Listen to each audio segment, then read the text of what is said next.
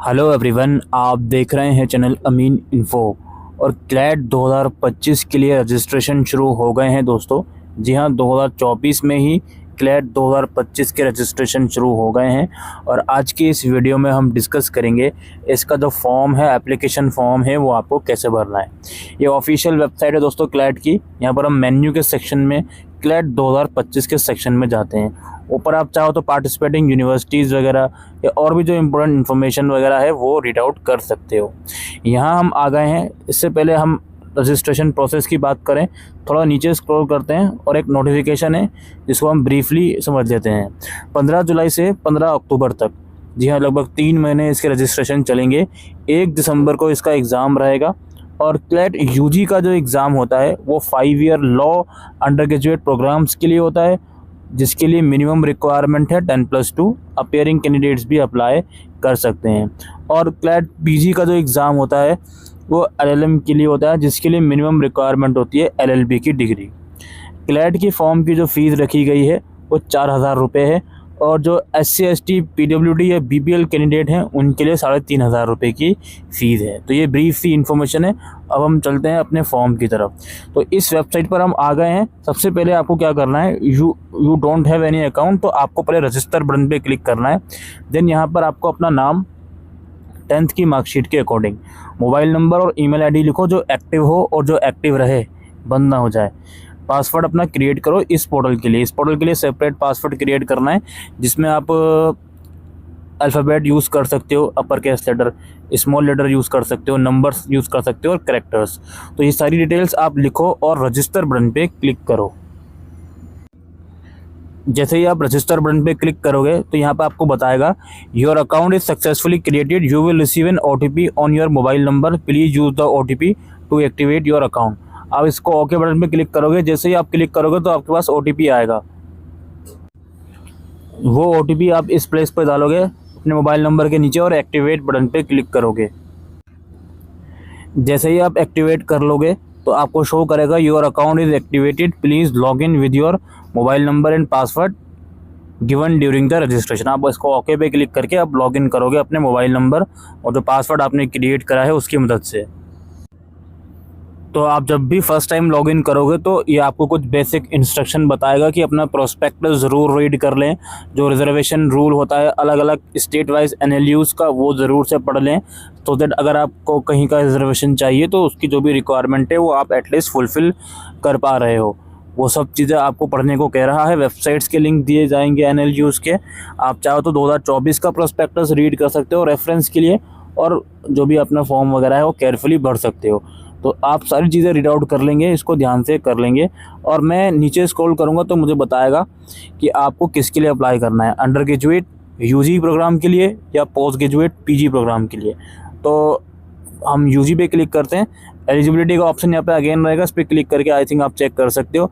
और फिर मैं इसको प्रोसीड करता हूँ अप्लाई फॉर क्लैट 2025 पर। फिर यह होगा यू हैव सेलेक्टेड, ठीक है, to apply for undergraduate. हम इसको ओके करेंगे। देन अगली विंडो ओपन होगी। सबसे पहले ही स्टेप में मुझसे फ़ोटोग्राफ मांगा जा रहा है, नीचे सिग्नेचर मांगी जा रही है।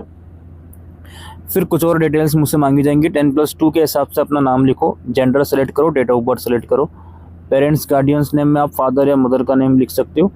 Do you qualify under NRI हो या नहीं, बस वो सेलेक्ट करना है। अगर हो तो येस करोगे। फिर वो NRI स्पॉन्सर कैटेगरी है या नहीं उसके हिसाब से आएगी। अगर नहीं हो तो उसको आप नो कर दोगे, ठीक है। स्पॉन्सर कैटेगरी को भी नो कर देंगे। ऑल इंडिया कैटेगरी क्या है आपकी, वो आप सेलेक्ट करो, जनरल, OBC, SC ST या जो भी है। इसका डॉक्यूमेंट मांगा जाएगा। इफ़ SC ST और OBC सबमिट अ कॉपी, ठीक है। अगर आप रिजर्व कैटेगरी से बिलोंग करते हो तो उसका डॉक्यूमेंट आप लगाओ। Do you qualify under the person with disability, PWD category से आप आते हो तो येस करोगे आप। आपकी डिसेबिलिटी कौन सी है वो आप लिखोगे खुद से, ठीक है। और आपको डिसेबल का सर्टिफिकेट लगाना पड़ेगा। अगर नहीं आते तो नो रहने देंगे इसको।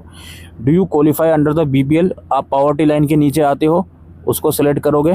अगर आते हो तो येस करोगे और उसकी कॉपी आपको यहाँ पर लगानी पड़ेगी, ठीक है।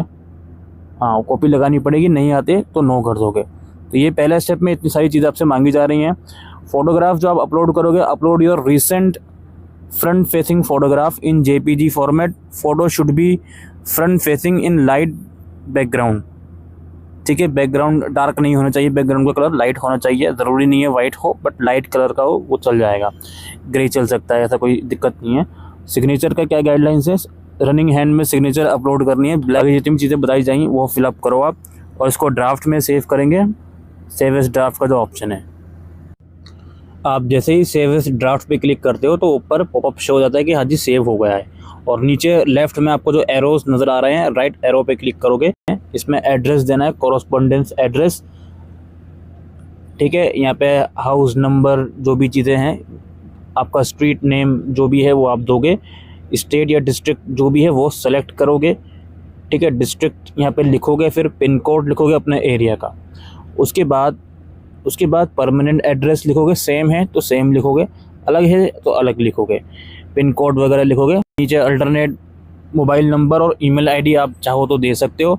फिर यहाँ पे इसी स्टेप को हम सेव एंड ड्राफ्ट कर देंगे, सेव एज ड्राफ्ट, ये वाला जो ऑप्शन है इधर, और फिर इसको हम राइट एरो पे क्लिक करके क्वालिफिकेशन वाले ऑप्शन पे जाएंगे। तो अगला स्टेप क्वालिफाइंग एग्जामिनेशन का है दोस्तों। इसमें आपको पहले सेलेक्ट करना है कि आपने +2 किस स्ट्रीम से करी है, आर्ट्स, कॉमर्स, साइंस या अदर्स, आप सेलेक्ट कर लोगे। बोर्ड और यूनिवर्सिटी का नाम यहाँ पे मैनुअली आप लिखोगे, अपीयरिंग है या अपीयरिंग में हो। अगर अगले साल पास करोगे तो ऑब्वियसली अपीयरिंग डालोगे, ठीक है। इस साल 2024 में पास कर ली है तो ऑब्वियसली रिजल्ट तो आ ही गया तो पास डालोगे, अदरवाइज अपीयरिंग डालोगे। मंथ ऑफ पासिंग में क्या डालें, अगर इस साल पास आउट कर लिया तब तो कोई दिक्कत ही नहीं है, जिस मंथ में रिजल्ट आया है वो डालोगे। अगले साल पास आउट करो तो क्या डालोगे, आप नीचे देखो, if you are appearing for your LLB exam in 2025 enter as appearing appeared, month of passing as June, year of passing as 25। तो जून डालना है आपको मंथ में, और ईयर में 25 डालना है, और leave percentage as blank, percentage डालने की ज़रूरत ही नहीं है क्योंकि ऑब्वियसली आप अपीयरिंग में हो अभी, ठीक है। इसके बाद अब इसको हम सेव और नेक्स्ट कर लेते हैं। सेंटर का प्रेफरेंस आपको देना है, 3 प्रेफरेंस आप अपने हिसाब पे दे दीजिएगा, कोई दिक्कत नहीं है, जनरली फर्स्ट प्रेफरेंस ही दिया जाता है, आप अपने हिसाब से दे दीजिए, ठीक है। इसको हम सेव कर लेते हैं, देन नेक्स्ट पे क्लिक करते हैं। देन अगला स्टेप है आपका रिजर्वेशन का। ये जो स्टेप है ये आपको समझना है पहले, इसमें ऊपर क्या लिखा हुआ है कि different universities provide admission under different reservation categories based on your profile, all India category, gender, nationality, PWD. The applicant category are already selected, but if you want to claim a reservation under additional category, please refer to the brochure of the respective NLU for the eligibility criteria. इस points का मतलब दोस्तों ये है कि कुछ जो universities हैं, कुछ जो NLUs हैं, वो कुछ एडिशनल रिजर्वेशन देती हैं। तो आप उनके पहले प्रोस्पेक्टस में जाकर देखो कि जो भी वो रिजर्वेशन दे रहे हैं क्या आप उनके रिजर्वेशन के अंदर आते हो या नहीं। अगर आते हो तो आप इसमें सेलेक्ट कर सकते हो। अब जैसे यहाँ पे NLUs है बेंगलुरु में ये पूछ रहे हैं are you a Karnataka student, अगर येस हो तो येस करोगे। तो यहाँ पे लिखा है कि 10 साल तक तो पढ़ा होना चाहिए कर्नाटका स्टूडेंट होने के लिए। अगर आपने पढ़ा है कर्नाटका में 10 साल तो आप एलिजिबल हो। State level default select reservation gender category of Karnataka, वो पीछे जो जेंडर कैटेगरी आप सेलेक्ट करके आया उसकी बात हो रही है। Other eligible category OBC of Karnataka, ये सब चीज़ें हैं।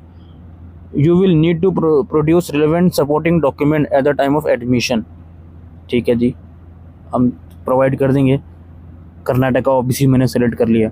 इसी तरीके से फिर यहाँ पर आएगा नलसार यूनिवर्सिटी ऑफ हैदराबाद, क्या आप हैदराबाद तेलंगाना के हो, यस, अदरवाइज इसको नो कर दोगे आप, ठीक है। जो भी आपको यूनिवर्सिटी वाइज यहाँ पे दिखा देगा आपको सेलेक्ट करना है सारे ऑप्शन। अगर नो हो तो हर ऑप्शन के आगे नो सेलेक्ट करो, उसके बाद ही ये वाला स्टेप्स कंप्लीट माना जाएगा आपका, ठीक है। ये यूनिवर्सिटी रायपुर आ गई, फिर आपका गांधीनगर आ गई, नो कर देंगे, गुजरात में है। उसके बाद इसको अगेन हम नो कर देते हैं।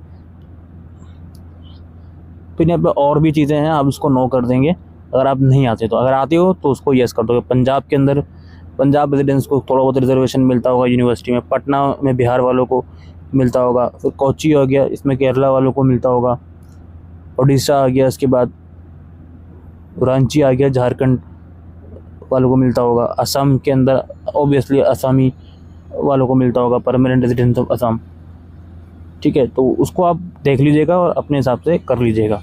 सारे स्टेप सारे यूनिवर्सिटीज़ के आगे येस या नो जो भी आपके हिसाब से हैं वो सेलेक्ट करना पड़ेगा आपको, तभी ये जो स्टेप से कंप्लीट माना जाएगा। तो सबके आगे आप अपने हिसाब से कर लीजिएगा जो भी रिजर्वेशन आप मीट कर रहे हो।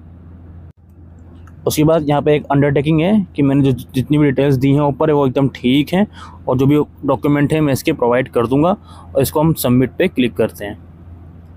इसके बाद क्या है, please select the third party. Okay, consent देना पड़ेगा। I do hereby select that, इन सबका कंसेंट देना पड़ेगा आपको। फिर सेव करते हैं, हम कंफर्म करेंगे, ओके कर देंगे। उसके बाद ये हमारा जो फॉर्म सबमिटेड हो गया है। अब रह गई है फ़ीस पेमेंट। ये सबसे नीचे हम स्क्रॉल करेंगे, ये दिखाएगा हमको क्या क्या हमने चीज़ें भरी हैं। आप सबसे नीचे स्क्रॉल करोगे थोड़ा सा, ये एक मैसेज भी आ गया आपके पास। यहाँ पे आप फॉर्म को एडिट कर सकते हो, इस फॉर्म को, इस एप्लीकेशन को डिलीट भी कर सकते हो, दोबारा से अप्लाई कर सकते हो, और फिर जो पेमेंट का है वो आप कर सकते हो। पेमेंट करने के बाद आपका जो फॉर्म है वो सक्सेसफुल हो जाएगा। ऑलराइट, जितनी भी फीस मैंने वीडियो के शुरू में बताई उतनी फ़ीस आपको पे करनी होगी। ये यहाँ पे दिखा भी देगा, 4000 रुपये फ़ीस है। प्रीवियस ईयर क्वेश्चन पेपर चाहते हो? हाँ जी चाहते हो, 500 रुपये बढ़ जाएंगे, आपको क्वेश्चन पेपर मिल जाएंगे प्रीवियस ईयर या ईमेल वगैरह से। ठीक है, नहीं चाहते आपके पास हैं ऑलरेडी, तो वो 4000 रुपये पेमेंट करके आप इस फॉर्म को सक्सेसफुल कंप्लीट कर सकते हो और अपना एक्नॉलेजमेंट स्लिप साथ में लेकर रख सकते हो। तो यही प्रोसेस है दोस्तों फॉर्म भरने का क्लैट 2025 का। Thank you.